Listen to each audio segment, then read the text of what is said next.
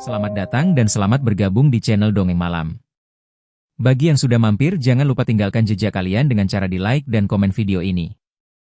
Untuk kali ini Dongeng Malam akan membawakan sebuah cerita dengan judul Kosan Pademangan 4, Arwah yang Menunggu, End of Story.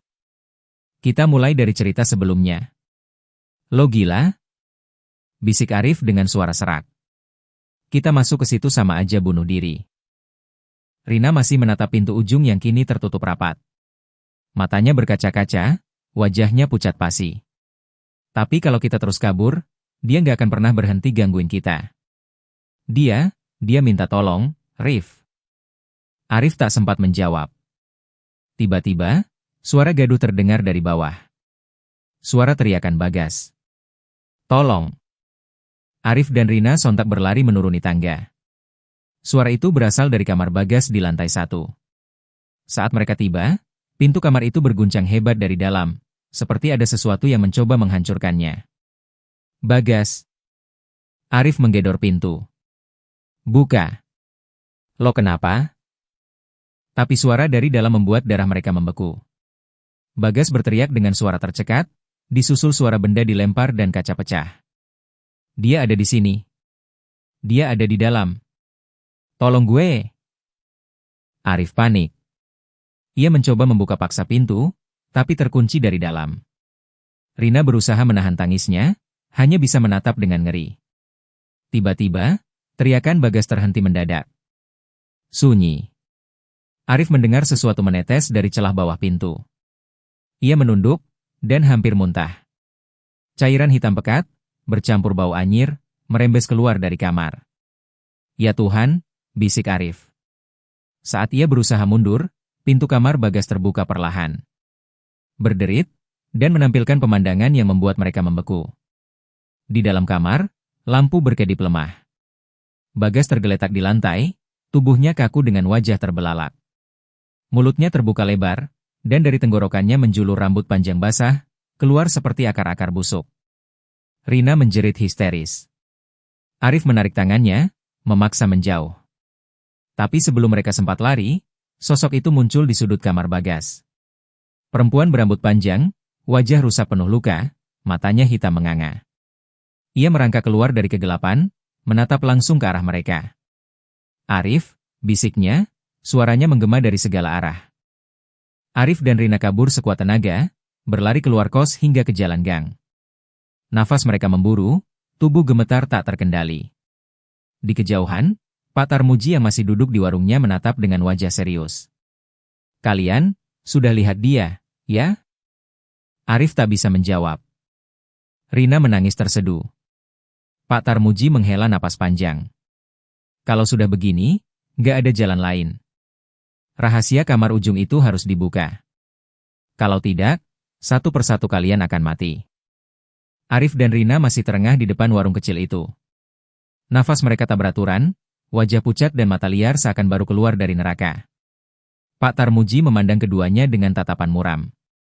Aku udah sering bilang, jangan macem-macem sama kos itu, suaranya berat, pelan, tapi penuh tekanan. Kalian udah kelewatan.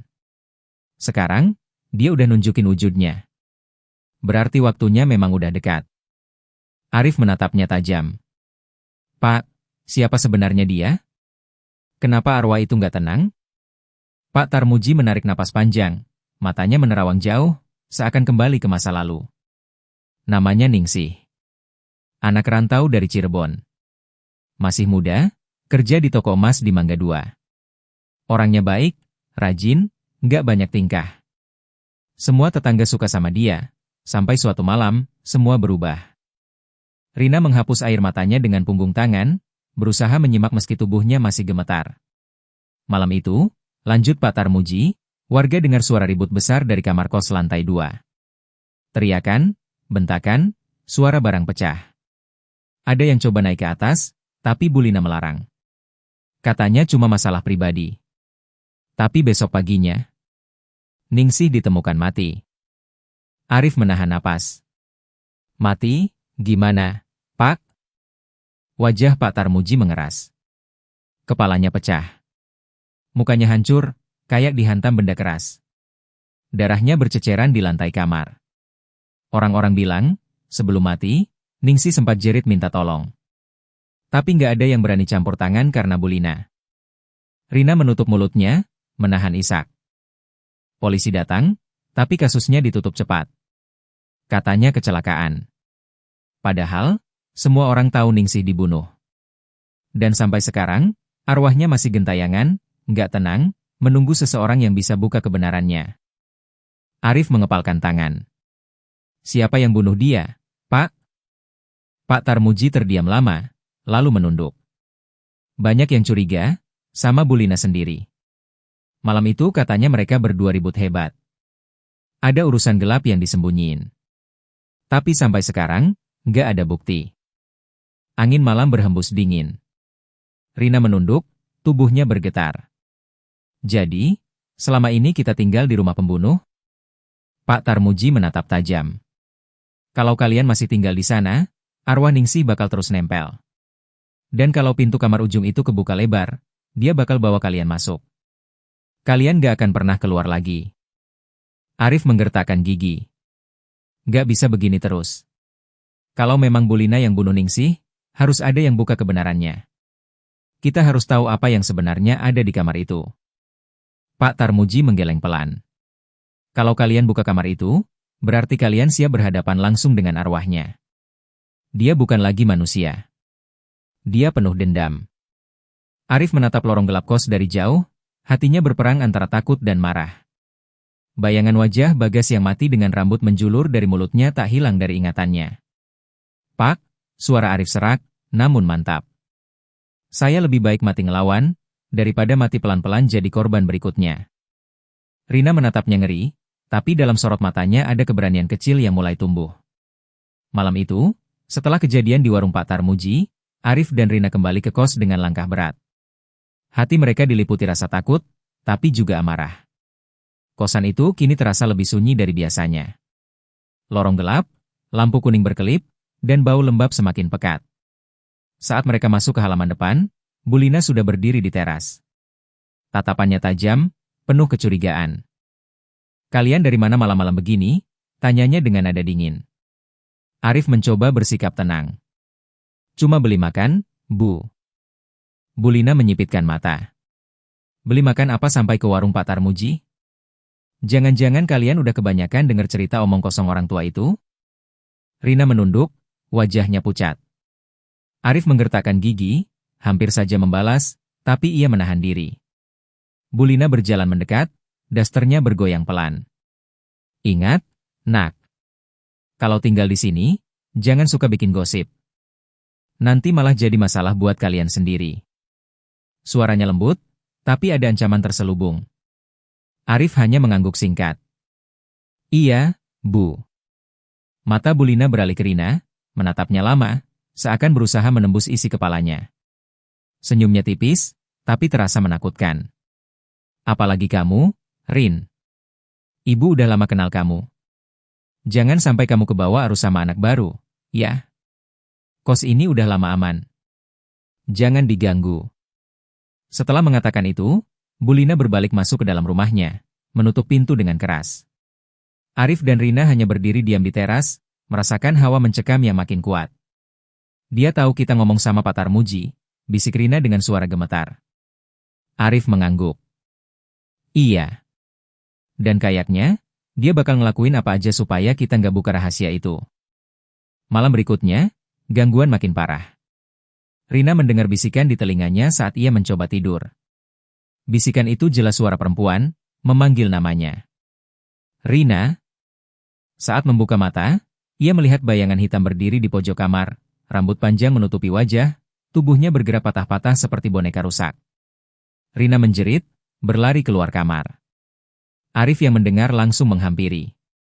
Mereka berdua bersembunyi di ruang tamu, tubuh Rina gemetar hebat. Arif memegang bahunya. Ini udah kelewatan. Kalau kita nggak buka kamar ujung itu, kita semua bakal mati kayak Bagas.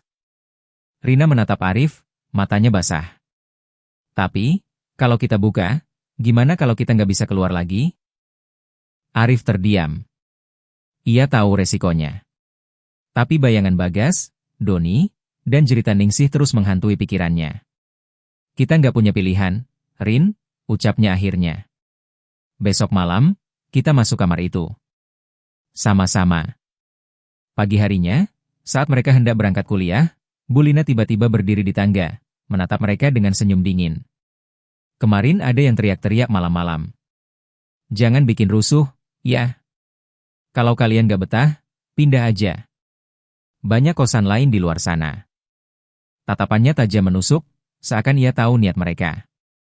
Arif balas menatap, kali ini tak menunduk. Kalau memang ada yang disembunyiin di kos ini, cepat atau lambat, semuanya bakal ketahuan juga, Bu. Senyum Bu Lina menghilang. Matanya menyipit, wajahnya berubah keras. Kamu anak baru, jangan sok tahu. Ada hal-hal yang lebih baik dikubur, biar nggak ada yang terseret. Ia menuruni tangga perlahan, lalu berbisik tepat di telinga Arif saat melewatinya. Kalau kamu nekat buka kamar itu, kamu nggak akan keluar hidup-hidup. Malam itu hujan turun deras. Petir sesekali membelah langit Pademangan, membuat kosan tua itu semakin mencekam. Rina duduk di ranjang, memeluk lututnya. Ia tidak berani memejamkan mata, bayangan sosok berambut panjang itu masih melekat. Arif yang sekamar dengannya malam ini berusaha menenangkan. Tahan aja, Rin.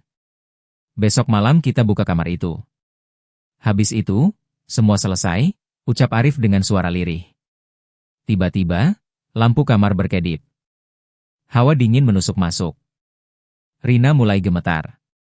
Rif, suaranya bergetar, ada yang jalan di lorong. Arif menoleh cepat. Dari celah pintu, memang terdengar langkah pelan. Semakin lama semakin mendekat. Arif bergegas membuka pintu, tapi lorong itu kosong. Hanya ada genangan air hujan yang merembes masuk lewat atap bocor. Ketika ia kembali menoleh ke dalam kamar, jantungnya hampir berhenti. Rina tidak lagi duduk di ranjang.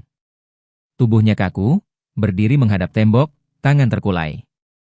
Rambutnya menutupi wajah. Rin, panggil Arif pelan. Perlahan, kepala Rina menoleh ke belakang. Senyum lebar merekah, senyum yang bukan miliknya.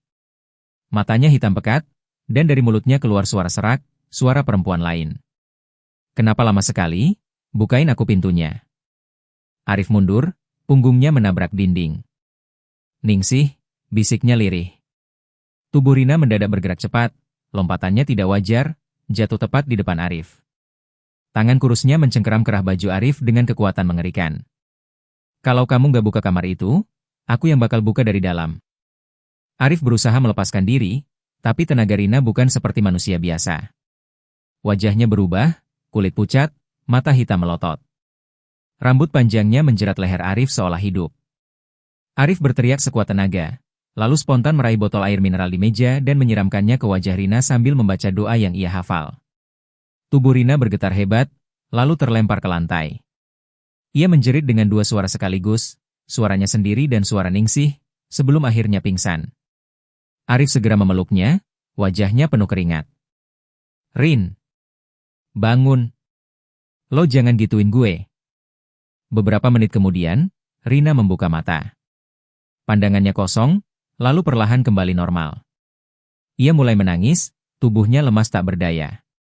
Dia masuk ke aku, Rif, dia marah banget, dia pengen pintu itu dibuka sekarang juga. Arif menggertakkan gigi. Besok malam, Rin. Besok kita buka. Gue janji. Keesokan harinya, Arif menemui Pak Tarmuji. Wajahnya tegas meski matanya merah karena kurang tidur. Pak, malam ini saya sama Rina buka kamar itu. Kalau enggak, Ningsih bakal ngerenggut dia hidup-hidup. Pak Tarmuji menatapnya lama. Kalau begitu, aku ikut.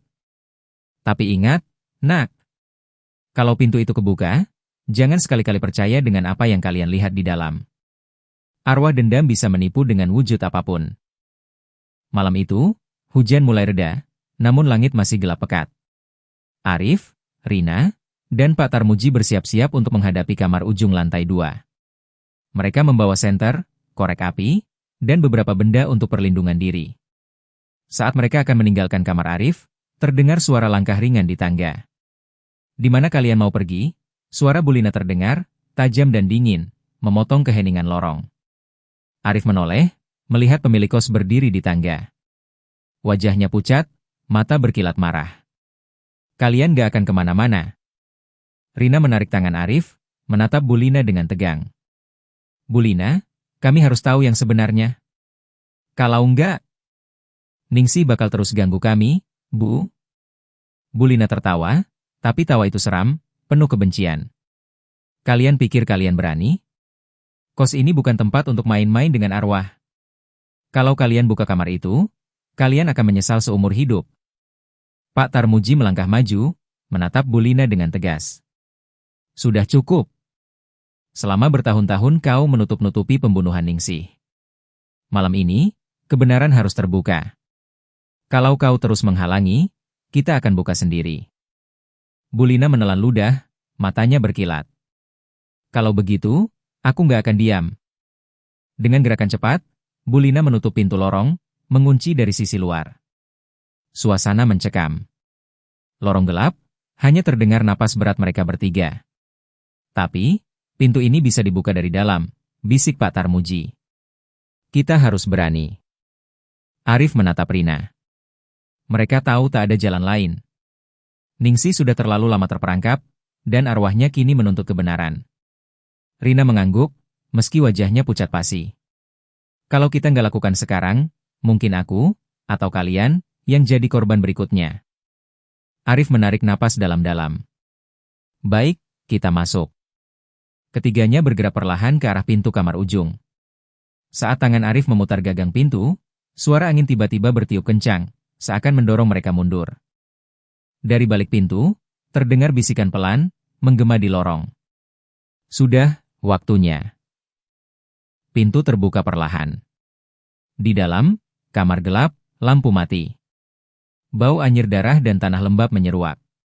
Di tengah kamar, terlihat ranjang tua yang penuh bercak merah kering, lemari rusak, dan jendela yang terbuka sedikit, menambah kesan menyeramkan. Dan di pojok kamar, bayangan sosok perempuan berdiri. Rambut panjangnya menutupi wajah, tapi aura dendamnya terasa nyata, menekan hingga dada mereka sesak. Selamat datang, di neraka kalian sendiri, bisik sosok itu. Arif menelan ludah, Rina menggenggam tangannya erat-erat. Pak Tarmuji mengangkat senter, menyorot ke arah bayangan itu. Wajah Ningsih tampak, utuh, tapi matanya hitam pekat, penuh dendam. Ia mengangkat tangan perlahan, menunjuk ke arah Bulina yang berdiri di pintu lorong, menatap mereka dari luar. Ini semua salahnya, dia yang harus kalian hadapi. Arif menatap Rina, mereka berdua mengangguk pelan. Malam ini, kebenaran harus terbuka. Dan siapapun yang mencoba menutupinya, tak akan selamat. Arif, Rina, dan Pak Tarmuji berdiri di ambang kamar, napas tertahan. Sosok Ningsih menatap mereka dengan mata hitam penuh dendam, rambut basahnya menjuntai panjang menutupi sebagian wajah, tapi tatapannya tak bisa dipungkiri. Ia menuntut keadilan. Kenapa? Aku harus mati sendiri, teriak Ningsih, suaranya bergema di seluruh lorong. Arif melangkah maju. Ningsih, kami di sini untuk membukakan kebenaran. Kami akan bongkar semua yang terjadi. Sosok Ningsih menjerit, melompat dari pojok kamar, melayang beberapa sentimeter dari lantai. Angin kencang menyapu ruangan, berputar-putar, dan jendela terbanting sendiri. Tidak. Mereka, tidak boleh, bentaknya, menunjuk ke arah Bulina yang berdiri di pintu lorong, wajahnya pucat tapi matanya berkilat dingin. Pak Tarmuji menahan Arif dan Rina. Tenang, jangan panik. Kita harus hadapi dia, tapi jangan biarkan amarah menguasai kita. Arif menatap Rina, lalu mengangguk. Mereka mulai membaca doa bersama, mencoba menenangkan arwah yang gelisah itu. Ningsih menghentakkan kaki ke lantai, dan seluruh kamar berguncang. Lantai retak di beberapa bagian, lemari tua jatuh. Namun suara doa mereka perlahan membuat energi di ruangan berkurang. Cukup, teriak Ningsih, tubuhnya bergetar hebat. Kau, Bulina, kau yang membunuhku. Bulina terpaku, wajahnya pucat.